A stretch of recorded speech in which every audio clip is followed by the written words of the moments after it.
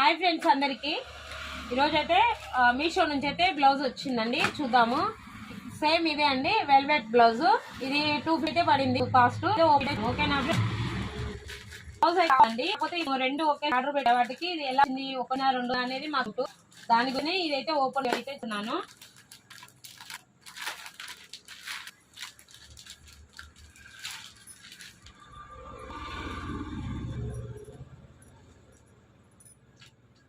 ఒకటే వచ్చింది. ఇదైతే వీడియో అయితే చూసినాం కదా, చూడండి ఒక్కటే పీస్ పంపించారు.